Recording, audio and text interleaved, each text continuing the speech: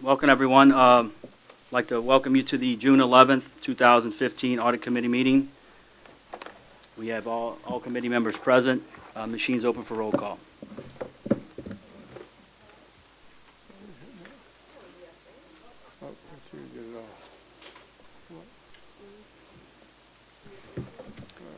Let the record reflect all three committee members are present. If you could please stand for the Pledge of Allegiance.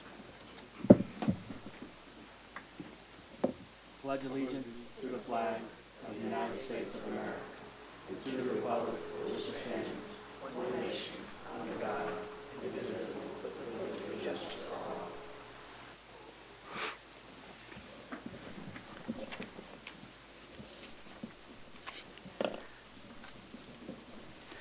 Item 2, Item 3, and Item 5 will be deferred today. I'd like to move to item number 4. I'd like to take up an item that's not on the agenda today. I'd like to suspend the rules. Are there any objections for a suspension of the rules? No. Machine is open on the suspension. Oh, sorry.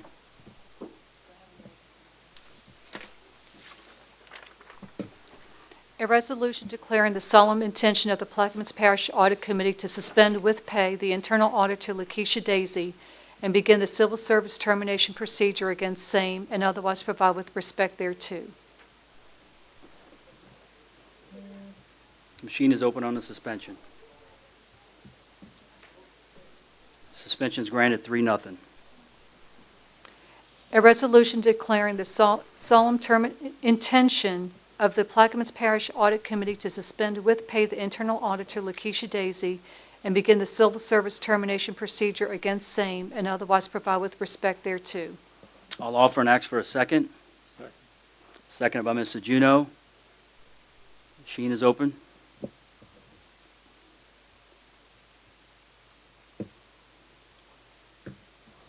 And the resolution passes 3-0.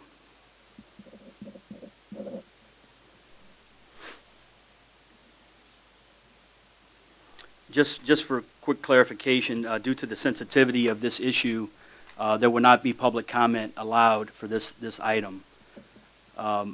There's a pre-dep meeting that will be conducted on June 25th, at which time the internal auditor will have the opportunity to present her case to the Human Resources Department, as well as myself as the audit committee member. So we will not have any public comment on this resolution.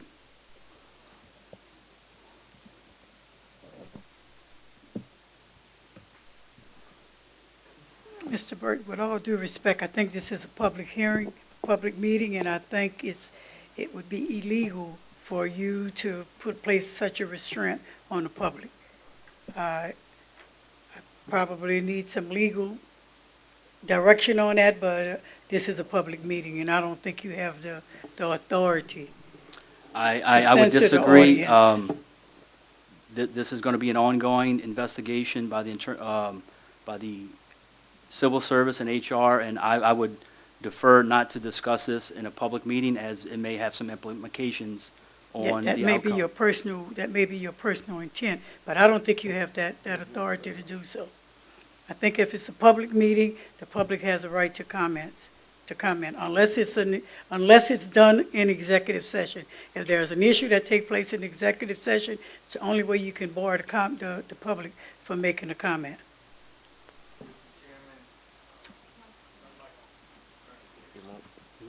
Come on. Anyway, Mr. Chairman, there we go. Thank you, Ron.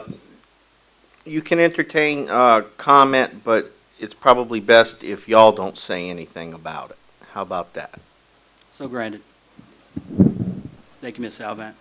Any comment or question relative to the resolution that was just passed by the Audit Committee?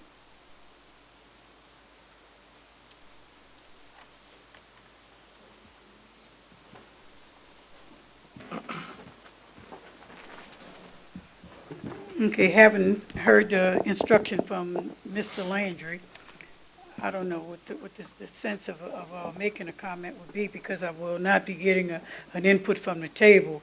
But I just would like for it to go on record that I think what's being done here is past bizarre. I think it's past bizarre.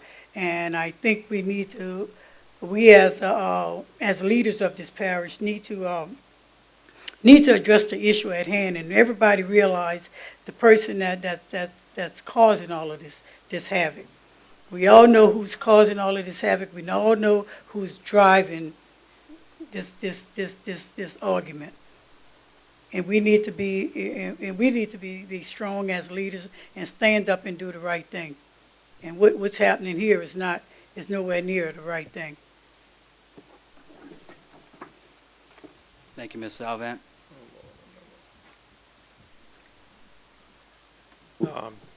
Barry Colligan, 31975 Highway 23 in Narren. Before I make this statement, I would ask Mr. Cormier first to find out the legality of it, since it happened during the transition team meeting that we held. Our conversations there regarded privileged. I'm trying to recall exactly what you're referring to. It wouldn't have been something you would have heard, sir. It was between Joel House and myself. Let me just say what I've tried to do in this situation. Coming in late to the meeting, apologize. We had some other things we had to address. But my instructions to the legal team was just do what the council and the audit committee wanted them to do. Whatever research they wanted done, whatever work they wanted done, I wanted them to cooperate fully with the audit committee. The audit committee, as you know, is in full control of the internal auditor, yes, not sir. the president's office. I understand. And as I've stated on many occasions, I have complete confidence in our council and in the audit committee themselves. So I'm here today to listen to what they have to say. But that's been my role as far as the parish president and the legal team. In other words, we're not trying to take sides. We're just trying to present everybody with the information that they want. Well, for clarification, would it be all right, ethical, or whatever, to make the comment in regards to a discussion that Mr. Joel and I had? I guess I'd have to refer to our legal, Mr. Landry. Yes, sir, Mr. President. It depends on the context of the conversation. I mean, were you being represented in any capacity? No. Well, then you have the right to speak. All right. I guess I would only like to interject one thing.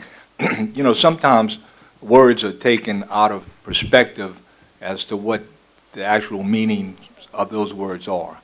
And so I would just caution everybody to try to put themselves into that situation where a lot of times the way the question is phrased or the way the question is asked, that it is not interpreted in the same way. But other than that, if Mr. Landry says it's all right, I have no objections. I mean, I don't think we have any legal capacity to restrict a person's freedom of expression in a public meeting, except to the extent of time, manner, place, and those sorts of things. I will say that the rules of decorum for the council and thereby also the committee do require that, you know, we refrain from, I guess, ugliness, for lack of a better word. In regards to the conversation, it happened during one of the interviews with a specific individual, which I won't name. Comment was brought up in regards to the internal auditor at the time, Ms. Lakeisha Daisy. And I made reference to what she had stated, saying that you know, it was her duty, or my believed duty, that she was entitled to look at those records. And we're talking about sales tax records. And anyway, but Mr. House seemed to have an opinion that the internal auditor was useless. Now, I'm going to basically say that that was a quote, and I'd be willing to take a polygraph on that statement that he made. And it puzzled me that he would make that statement on somebody he was supposed to have never known or met, unless he had previous knowledge of her. But once again, not long after that, pretty much in the same breath, he stated that only an IG would have those authorities. So I think it kind of conforms to what Mr. Joel has been doing since he's been here. And I think he's been advocating against the internal auditor. And I wouldn't doubt after the last council meeting when he once again went after an IG, I wouldn't doubt 1 minute that they already have somebody picked out for that job. Hopefully it's not a relative. Hopefully it's somebody from this parish. So that's all I have. Thank you, sir. Mr. Colligan, if I may address that again, you used the word useless, and I don't think he was referring, and again, I can't get into his mind, but I don't think he was referring to the internal auditor as a person. Yes, sir. He was I specifically think what he saying- meant, I know the way you interpreted it, I think what he meant That was was, the conversation. according to the rules, and Mr. Landry can speak up also, but it's my understanding that the sales tax division, there are certain legal things that we cannot acknowledge to the public. And as a result of that, I think in reference to what you were saying was the internal auditor cannot get that information because it's not legally their field to get in. But the And so person, as a result of that, with the sales tax, we've had a lot of questions about that, and people want that, and we want to be transparent.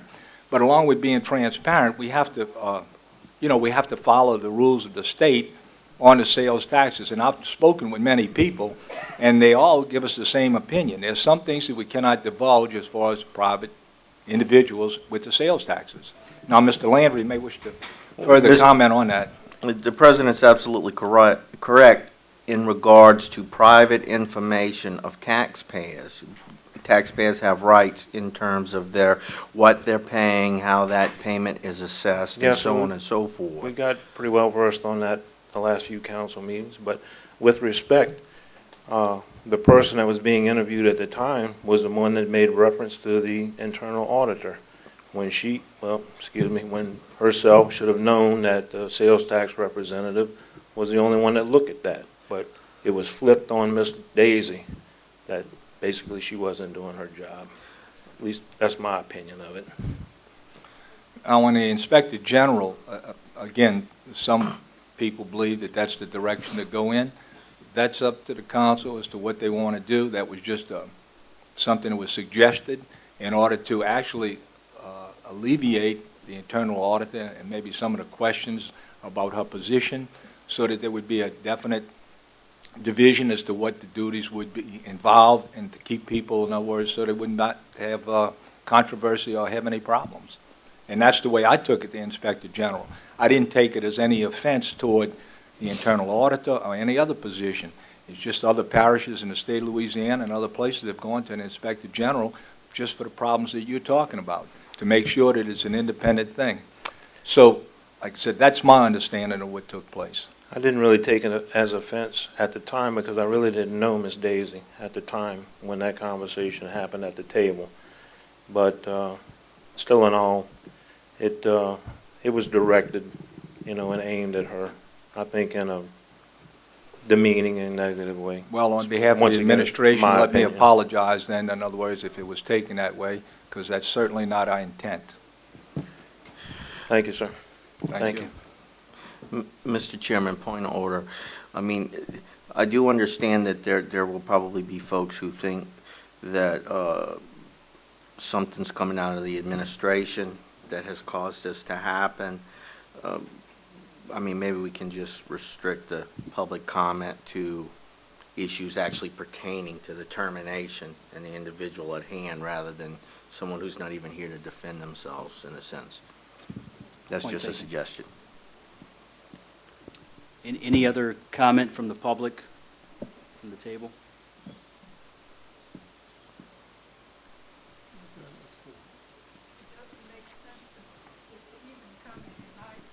In my opinion, if you're gonna put us in that box, put the public in that box. It doesn't make sense to even make a comment, so I would suggest that y'all conclude the meeting. We'll move to item 6, approval of the minutes from the 5:14 meeting. Got an offer by Mr. Juno, I'll second. Machine is open on the meeting minutes from 5:14. Minutes are approved 3-0. I'll make a motion to adjourn. Can I get a second? Second by Mr. Juno. Machine's open for adjournment.